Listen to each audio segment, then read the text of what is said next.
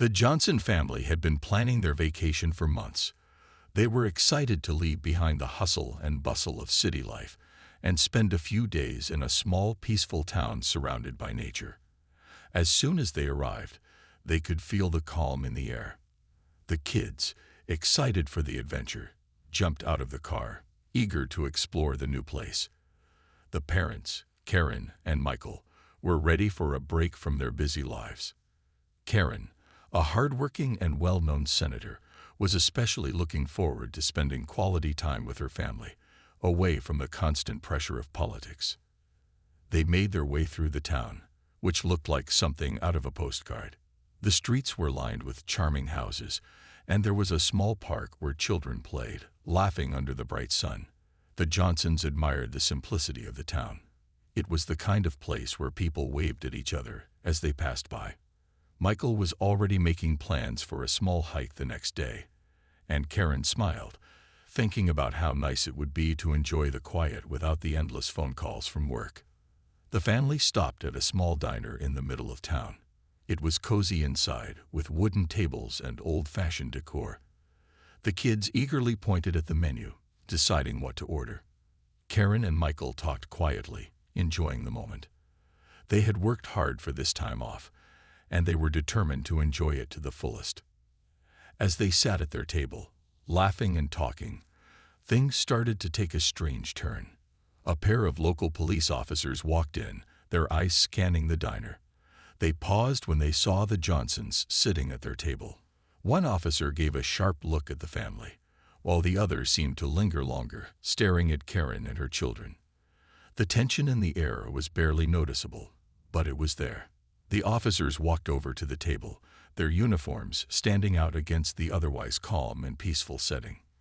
Without a word, one of the officers, a tall man with a stern face, asked for their identification. Karen, always polite, smiled and asked if there was a problem. The officer didn't answer directly but insisted they show their IDs.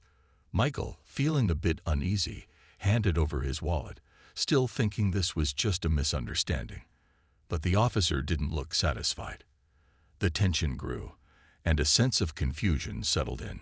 The family was simply trying to enjoy their meal, but something about the officer's attitude made them feel uncomfortable. Karen, noticing the officer's unrelenting gaze, decided to step in. She calmly told the officer that she was a senator and asked if there was a specific reason for the request. The officer's response was cold, almost dismissive. He seemed unfazed by her words, as if it didn't matter who she was.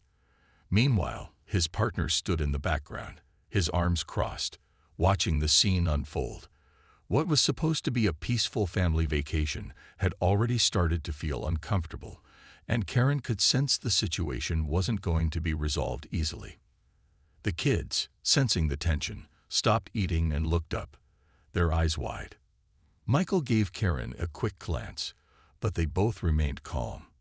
They had no idea what would happen next, but they were determined to handle the situation without making it worse.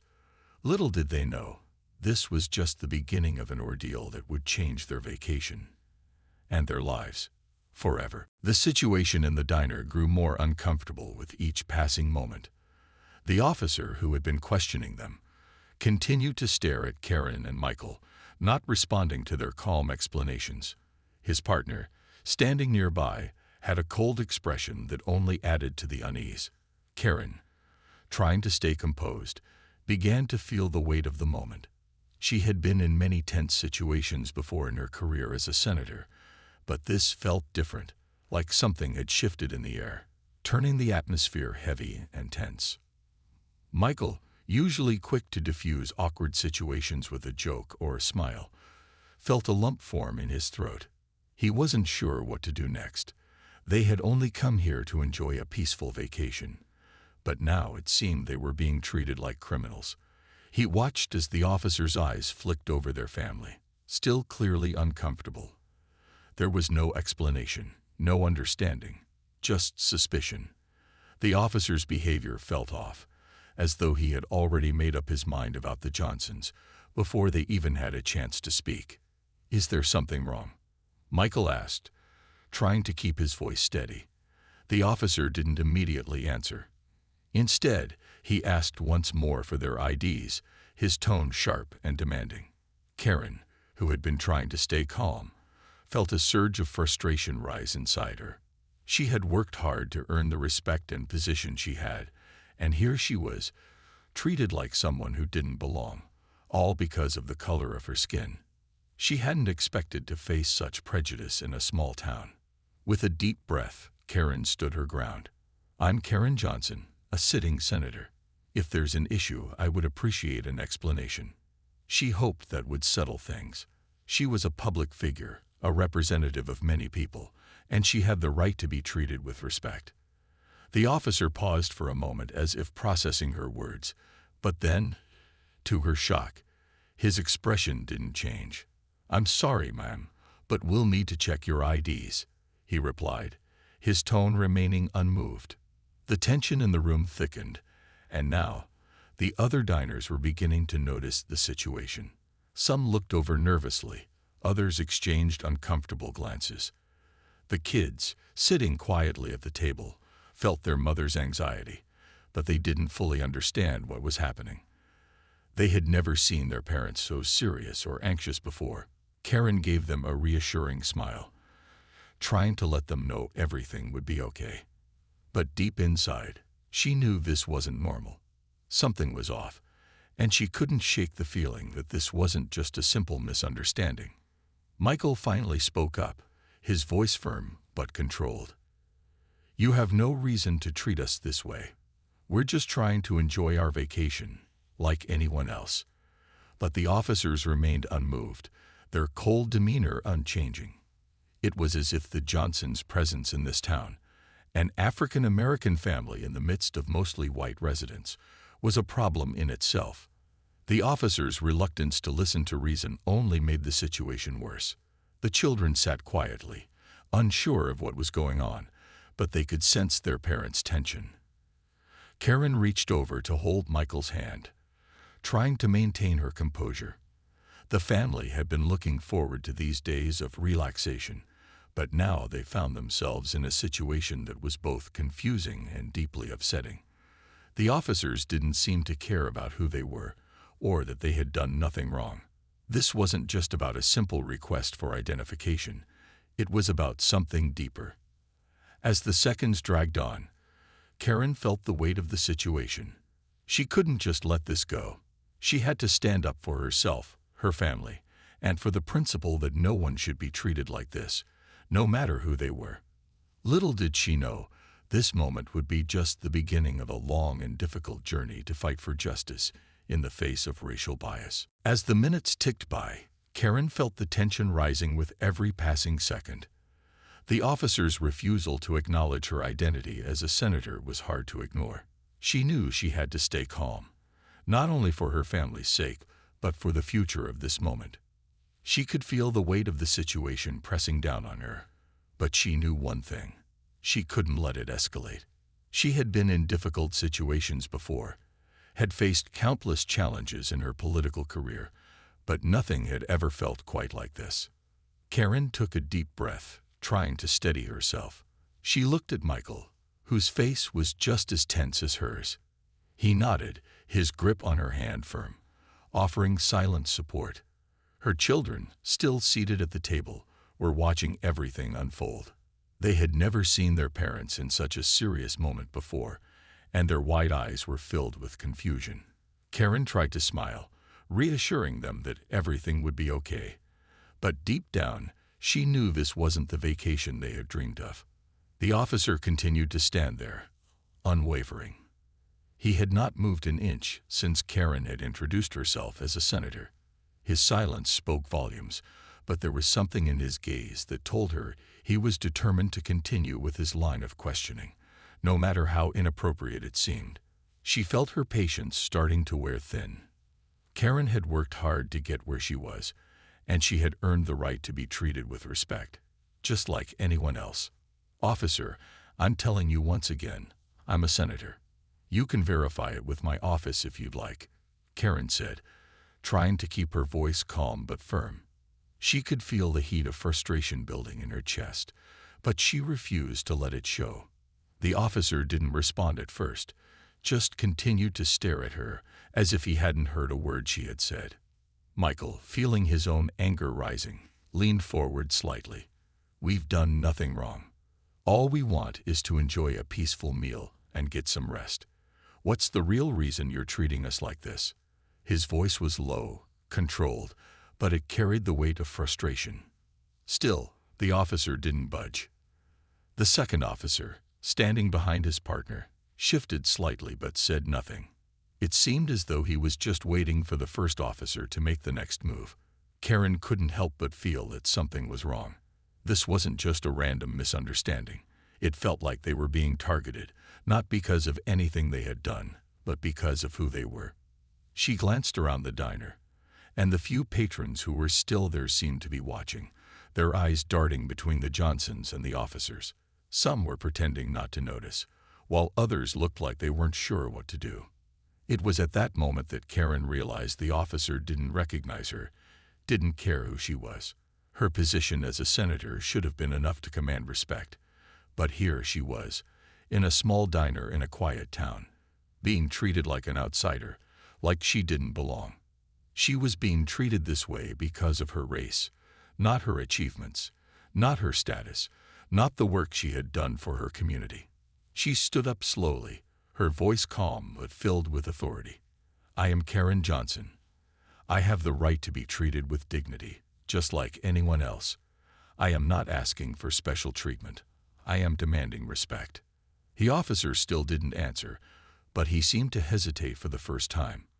It was a small pause, but to Karen, it felt like a victory in a situation where there hadn't been any. Her words hung in the air, but it was unclear whether they would have any impact. At the table, the children were silent now, sensing that something serious was happening. They looked at their mother, unsure of what was going on, but they trusted her completely.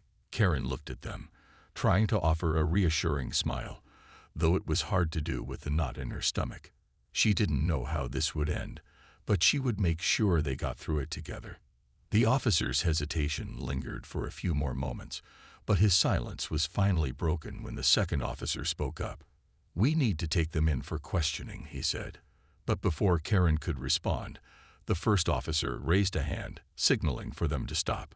Karen's heart raced as she wondered what would happen next, but she was prepared to fight for herself, her family, and her right to be treated fairly. She was not going to let this moment define their vacation, but she would make sure it wouldn't be forgotten either. Word of the incident spread quickly, much faster than Karen and her family could have imagined. Within moments, a few patrons inside the diner started recording the confrontation, their phones capturing everything, from the tense interactions to the family's calm but firm responses. The videos were soon uploaded to social media, where they quickly went viral. People across the town, and even beyond, were sharing the footage, shocked by what they were seeing. At first, the Johnsons were unaware of the growing storm outside the diner. They were still trying to figure out how to handle the officer's demands, but when Karen's phone began to ring, she knew something was happening. She answered, her voice steady but filled with uncertainty. "Karen, are you okay?" a familiar voice asked. It was her assistant, and Karen could hear the concern in their voice. "I'm fine, but we got a situation here. Some officers are questioning us for no reason," Karen replied. Her assistant sounded alarmed. "You need to leave that diner right now, Karen. The media has already picked it up, and it's going to get ugly." Karen's heart sank. She had worked hard for years to build her reputation, and she knew that this could escalate quickly. She hung up, her mind racing as she looked at her family, who were still seated at the table, quietly trying to understand what was happening. Outside the diner, the crowd had begun to gather. People who had seen the video online were now standing by, murmuring among themselves. Some were supporting the officers, while others stood with the Johnsons, offering their silent solidarity. Karen knew that the situation could go either way, and she had to make a choice. The officers still hadn't let go of their suspicion, and she could see that the tension was rising. It was clear that this wasn't just a case of simple misunderstanding anymore. It was becoming a matter of public opinion, and Karen wasn't sure what would happen next. But then something surprising happened. A local journalist who had been following the case approached the diner. He had seen the video online and wanted to get the senator's side of the story. Karen, still unsure of how things would unfold, agreed to speak with him. She took a deep breath before stepping outside to face the gathering crowd and the cameras. The air felt thick with anticipation, but Karen's years of experience in the public eye kicked in. She knew how to handle difficult situations, even ones as unexpected as this. As she spoke with the journalist, she didn't hide the fact that she was a senator. She made it clear that the officer's actions had been unwarranted, that she and her family had been treated unfairly, and that racial profiling was never acceptable. Her words were calm but powerful, and they seemed to resonate with the people watching. The journalist was respectful, giving her the platform she needed to speak her truth. While Karen spoke, Michael stayed close to the kids, keeping a watchful eye on the officers and the growing crowd. He was proud of his wife for handling everything with such grace, but he couldn't shake the feeling that they were all in the middle of something much bigger than just a misunderstanding. By the time Karen finished her interview, the entire town had heard about the incident. The officers' actions were now under scrutiny, and people were demanding answers. The town, once quiet and peaceful, was now divided. Supporters of Karen and her family began to organize protests, while others, including some local officials, defended the officers' actions. It seemed as if every conversation in town was revolving around the event, with no one really knowing what the outcome would be. For Karen and her family, it was clear that their vacation was no longer about relaxation. It was about standing up for what was right. The journey ahead would be long, but Karen knew one thing for sure. She would not let this moment define them. She would fight for justice, not only for her family, but for everyone who had ever faced discrimination and prejudice. The days following the incident were filled with a whirlwind of phone calls, meetings, and growing public attention. Karen couldn't have predicted how quickly things would spiral. What had started as a simple vacation had quickly turned into a battle for justice, one that she and her family couldn't ignore. The initial shock of being harassed by the officers had worn off, but the anger and frustration lingered. It was clear to Karen that this wasn't just about the way her family had been treated. It was a reflection of a much larger issue. Racial profiling, discrimination, and prejudice were problems that had to be addressed. The local attorney who had reached out to Karen offered to take on the family's case. He assured her that they would do everything they could to hold the officers accountable. The situation had attracted so much attention that the mayor of the town had called to offer an apology, but Karen could tell that the apology wasn't coming from a place of sincerity. It felt more like an attempt to smooth things over quickly to avoid further scandal. She wasn't interested in apologies. She wanted action. The attorney began gathering evidence, including the videos from the diner, the statements of bystanders who had witnessed the incident, and a detailed account of the officers' behavior. The Johnsons were determined to pursue this, not just for their own sake, but for the future of their community. If they let this go, what message would it send to others who were treated unfairly by law enforcement, simply because of their appearance? Karen wasn't about to let this injustice slide. As the case gained national attention, people from all over the country reached out to offer their support. Some shared their own stories of racial profiling and mistreatment by law enforcement, while others simply expressed their sympathy. The Johnsons' story became a symbol of the ongoing struggle against systemic racism, and Karen found herself being invited to speak at rallies, on television, and in interviews. She had always been a voice for the people, but now she felt the weight of representing something much bigger than herself. Michael was fully behind her every step of the way, offering support and helping with the children, while Karen took on the media and the legal battle. The kids, still young, didn't fully grasp the scope of what was happening, but they could sense the shift in the atmosphere. They saw their parents handling it with strength, and they knew that something important was going on.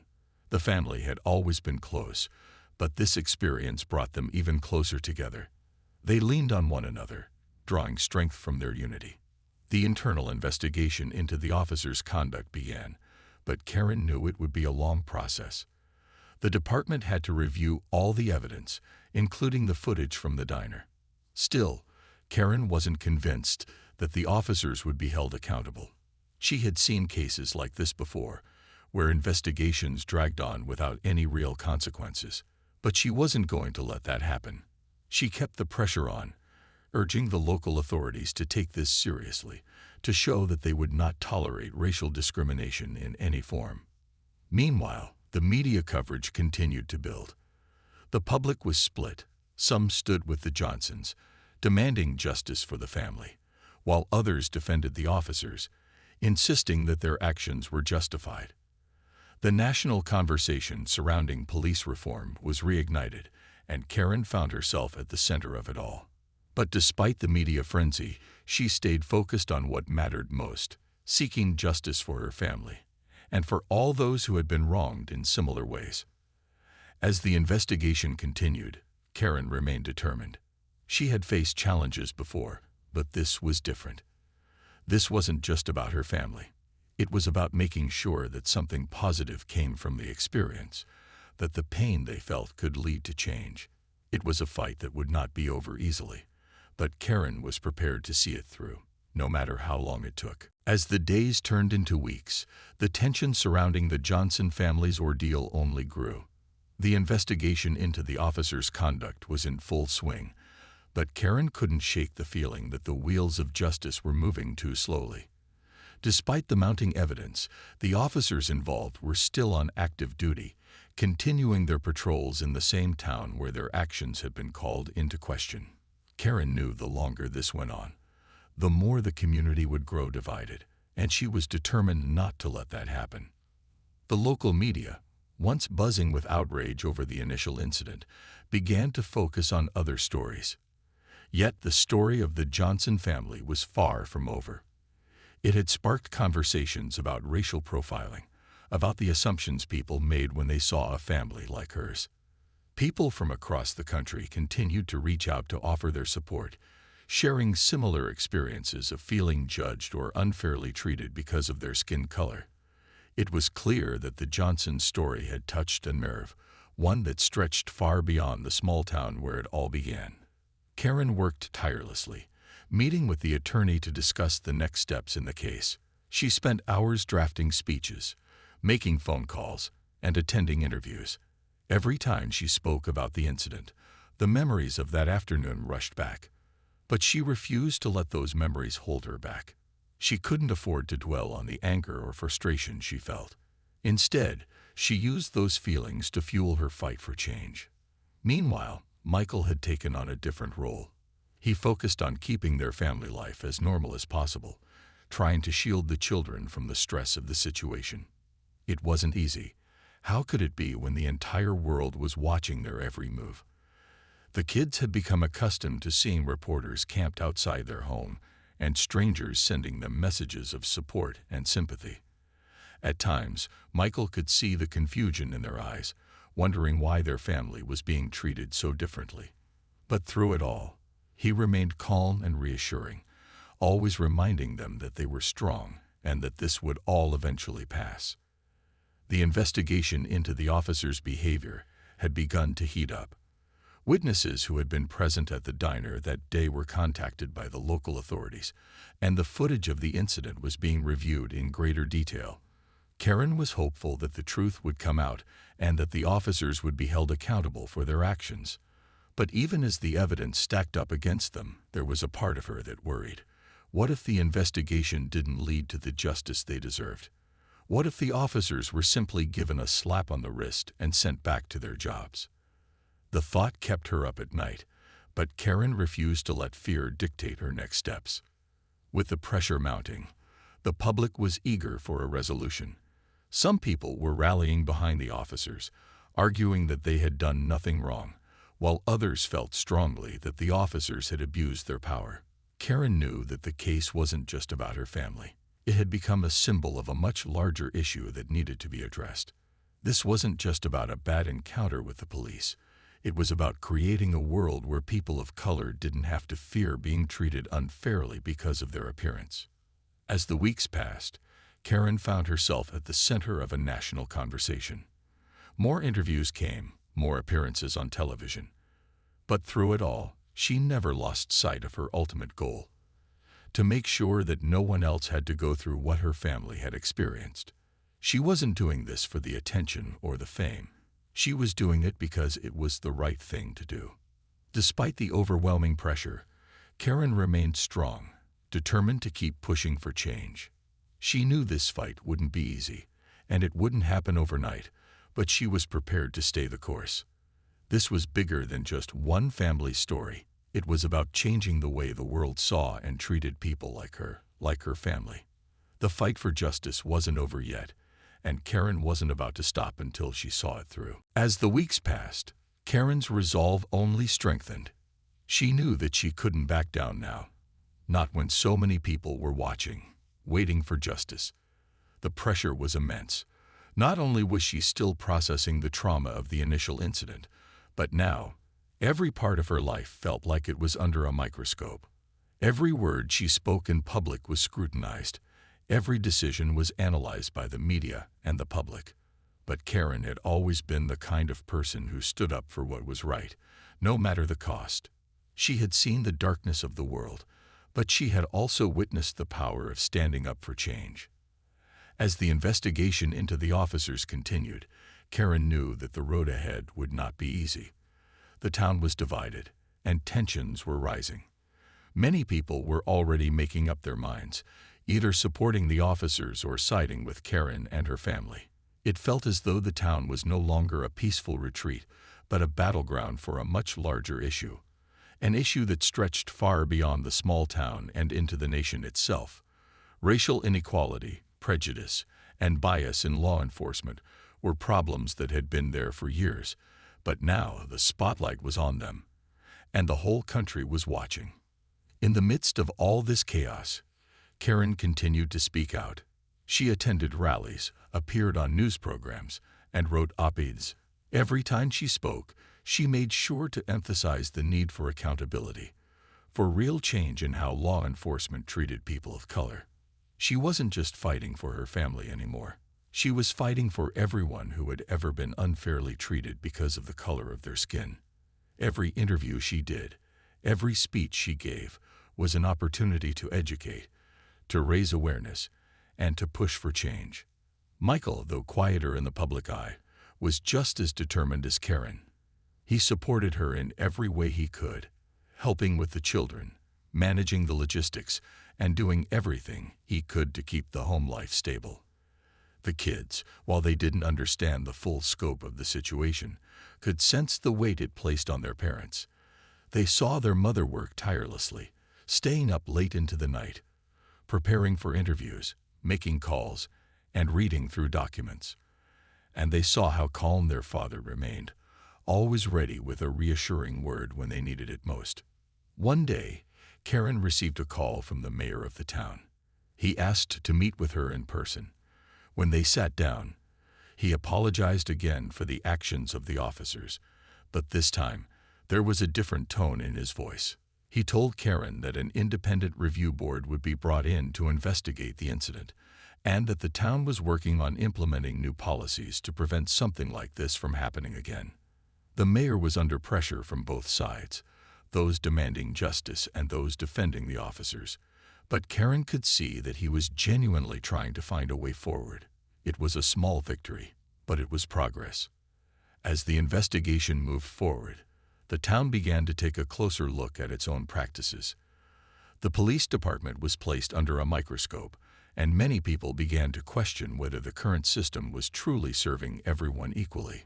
Protests, petitions, and calls for reform spread throughout the town, as well as across the country. People who had been quiet for too long were finally speaking up, sharing their stories, and demanding change. Karen's courage had sparked a movement, and the ripples of that movement were being felt far beyond the small diner where it all began. The officers involved in the incident were placed on administrative leave while the investigation continued. The department acknowledged the concerns raised by the community and vowed to make changes.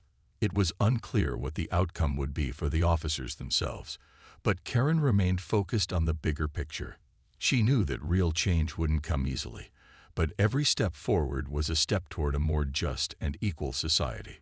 Karen's fight for justice wasn't over, but she felt a sense of hope that had been missing for a long time.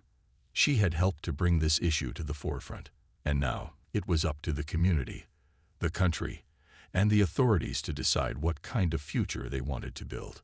In the end, Karen knew that no matter what happened, they had made a difference.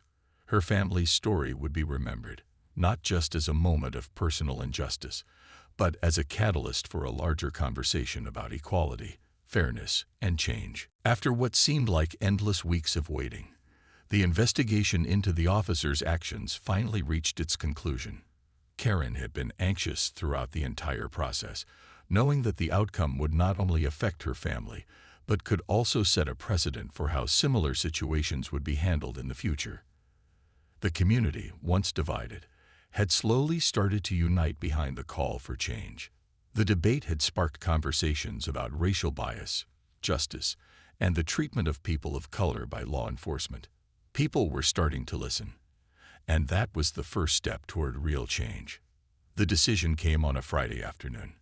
Karen and Michael sat together at the kitchen table, their fingers intertwined as they waited for the news. The children were in the next room, their laughter a reminder of how much they had been through as a family and how far they had come.